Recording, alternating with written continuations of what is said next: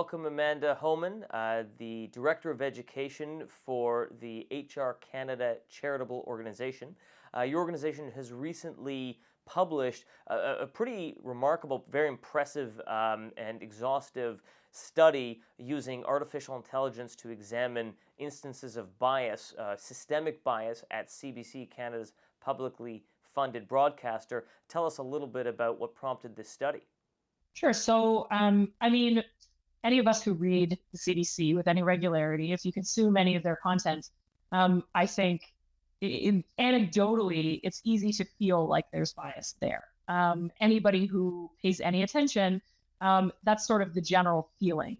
But feelings aren't facts, right? And the CDC, every time anybody brought these sorts of things to their attention, would push back and say, well, no, you need to judge us on the entire corpus of our work. You need to look at everything we've said on the topic. You can't say just because one article didn't skew the way you want it, that there's bias there. You got to look at everything. And so that was the impetus behind this, was to say, okay, fine, we will give you real facts. We will give you real data.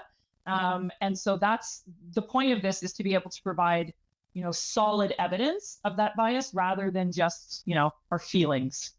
So this is not the first instance that we've heard, of course, bias, either broad bias at CBC. Of course, Travis Danraj, a former host there, has alleged such bias, but specifically bias against Israel has been widely documented as well. What is specifically novel about this new study?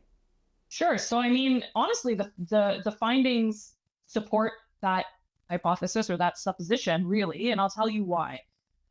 So first and foremost, the report is broken into two pieces, two separate reports, right, into one larger whole. The first part of that report is a sympathy analysis. It was done by the same team who did the Asserson Report on the BBC. And what a sympathy analysis is a look at, the way that CBC chooses to frame their coverage. So what language they're using, how they're presenting that narrative to the public. And it measures those sorts of things. There's all kinds of different pieces that go into measuring that. And they've created what they've called the sympathy ratio. So it's not looking at, sympathy in terms of emotions or the way that we would use that colloquially. It's looking at the real sort of journalistic pieces that go into framing a story. And so in this case, that part one of the report showed that the CBC frames their stories through various methods, and we can get into that, into what the components are, but that they frame their stories consistently a 2-to-1 ratio in favor of the Palestinian narrative versus, looking at sort of the Israeli side or the Israeli story. So 2-to-1 coverage in the text of the articles themselves. If you look at the headlines, though, and this is where I think perhaps the accusation that there's some larger, ideas at work. When you look at the headlines, it actually skews even more dramatically. So we looked at the first 4 months and then the total 20 months. And in the first 4 months, you see a 3-to-1 sympathy ratio for Gaza, which means that for every one headline that was sympathetic, and again, I'm using that word not colloquially, but every one headline that was sympathetic to Israel, you'd see 3 that were sympathetic to Gaza. If we expand that out to the full 20 months of coverage, it actually goes up to 5-to-1, which is dramatic because, as you know, headlines are chosen by editors, right? They're not chosen by the reporters. And so if we're looking at the fact that there's this dramatic skew in framing and creation of sympathy, creation of a particular narrative, of 5-to-1, at the headline level, which does not translate in the textual level, that means that there's a real editorial decision to frame the narrative in a particular way at the CBC.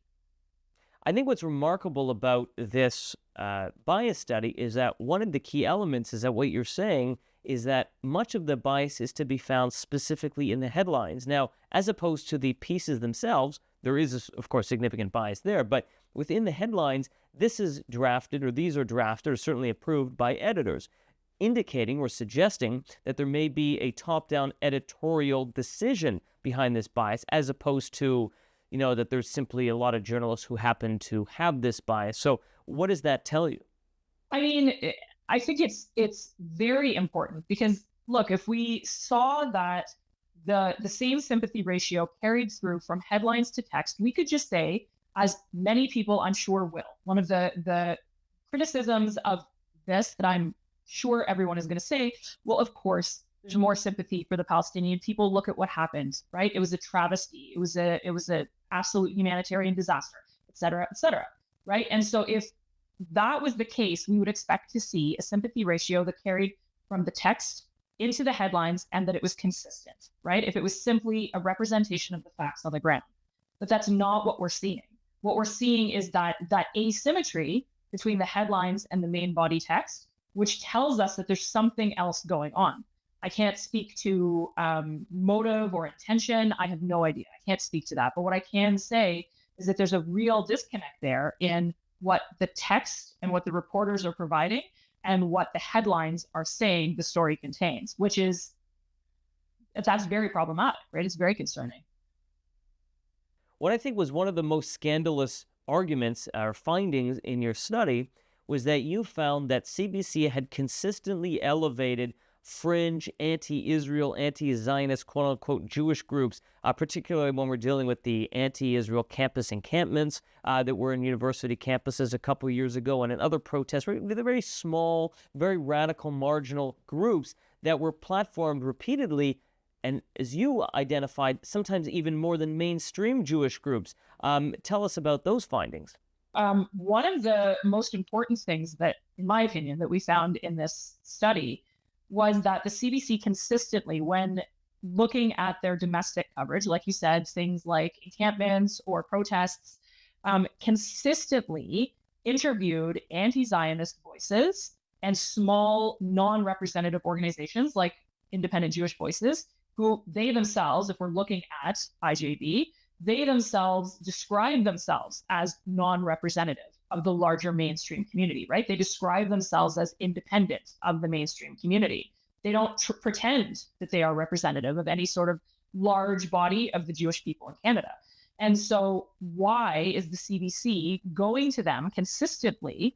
They were quoted 63 times. This is what the LLM came back, discovered 63 quotes from IJB in this body of coverage, compared to, let's say, B'nai B'rith, which is a well-established organization in the Jewish community, describes themselves as speaking for the grassroots of Canadian Jewry, was only quoted 37 times, right? So that's almost double a non-representative group who describes themselves as non-representative, almost double one of the mainstream representative organizations.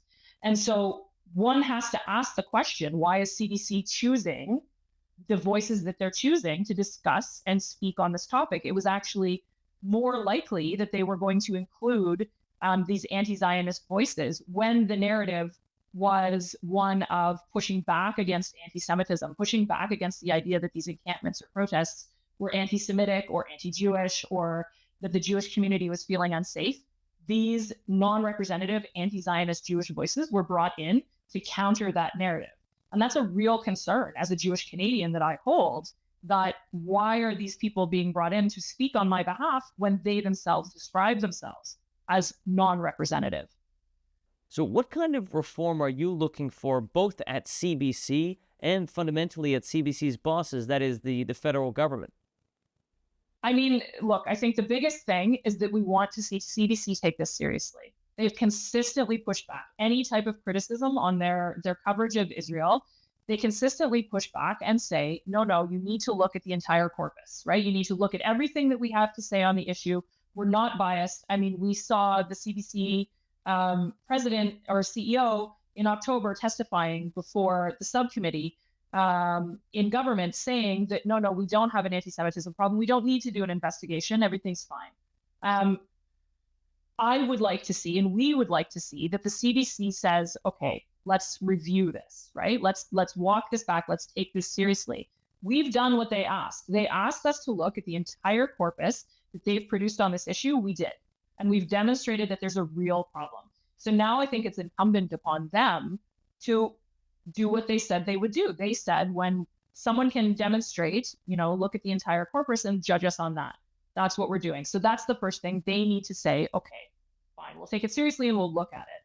And I think from there needs to be real checks and balances put into place. There's a lot of questions that this study raises about sourcing and who they choose to interview, who they're choosing to quote, and all of those sorts of things. So there's a lot of editorial decision making that's going on that I think CBC needs to really review.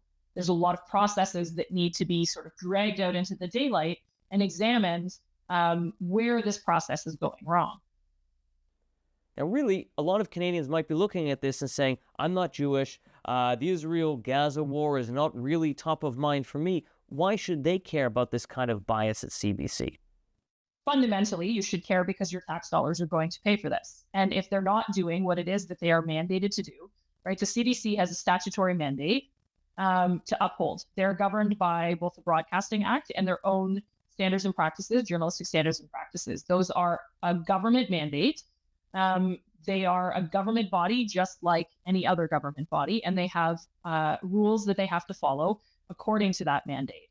If they are not following those rules, I think as taxpayers in Canada, you should be questioning. The CBC just asked for more money. You should be questioning, what do you need money for if you're not following your mandate, right? So I think as your average Canadian, that's number one. We're paying for something and we're not getting the service that we're paying for. Number one. I think number two, though, it also raises the larger question of if there's bias here, right? Which we've clearly demonstrated that there is bias, deliberate or not. That's not the point. We've demonstrated that there's bias in the CBC's coverage on this issue. What else are they not reporting accurately on? And if, as the government just said, they want the CBC to be this voice of cohesion, social cohesion in Canada, right? That's what the government envisions the role of CBC to be. Then we have to rightly, I think, question, what are they asking us to cohesively feel and believe, right? If we are constructing culture based on the reporting of the CBC, it needs to be representative, it needs to be correct, it needs to be accurate, it needs to be fair and balanced. Hey, Amanda Holman, Director of Education for HR Canada Charitable Organization, thank you so much for your time today.